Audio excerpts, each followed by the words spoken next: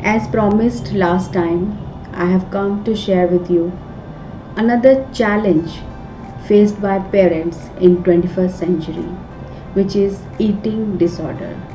Whenever we talk of eating disorder, we talk of teenagers or young adults, but it affects children below 12 years as well.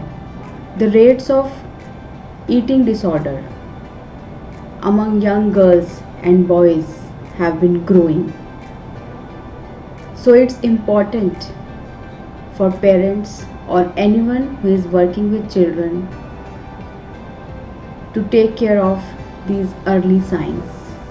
Eating disorders can cause significant damage to the children. Children with eating disorders may struggle, stress, anxiety, and depression at an early age. Now, one thing to be noticed here is that these eating disorders can be inheritable. So, if a parent or a sibling has an eating disorder, there can be chances that child can inherit those habits, those eating disorders from them. Now, question is how to handle these situations. So I want to share 3 pro tips with you so that you will be able to handle these situations. The number 1 tip is use of language. So as a parent, it's your duty to teach your child all these healthy habits. So first of all, prepare yourself how you are going to say it and what you have to say. Be specific in that. I have seen parents teaching 5-year-old child about carbs and proteins. Eat this or eat that. This is carb, this is protein. Child of 5 years of age do not know about carbs and protein. It is you who knows about it.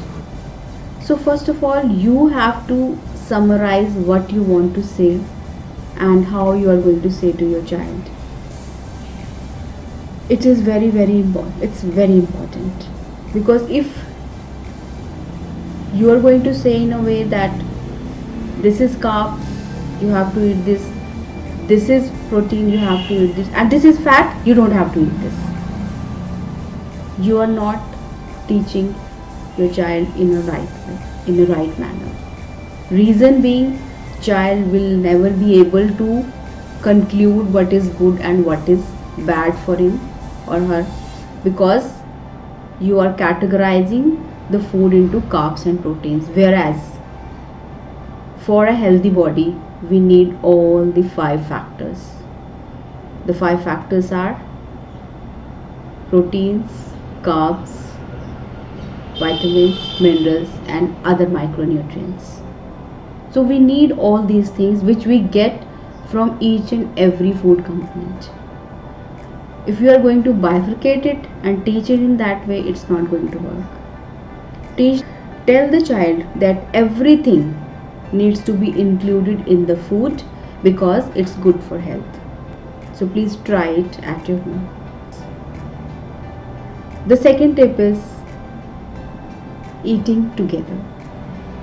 If you are expecting your child to have a delicious bowl of breakfast and you are not having that breakfast with them, they are not going to eat it.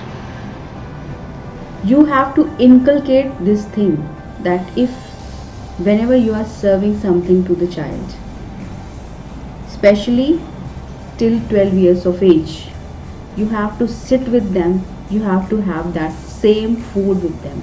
I have seen families where they cook a different meal for children and a different meal for themselves. Please don't do that. If you are such a person who are doing it at your home, please stop doing this, because it is actually deviating your child's mind from food which you are having. Please do not prepare a different meal for your child and sit together. enjoy the same kind of meal with your children. Third tip which I want to share with you is time management. You can dedicate a particular time to a particular food and stick to it for a long time. It can help in developing a healthy habit.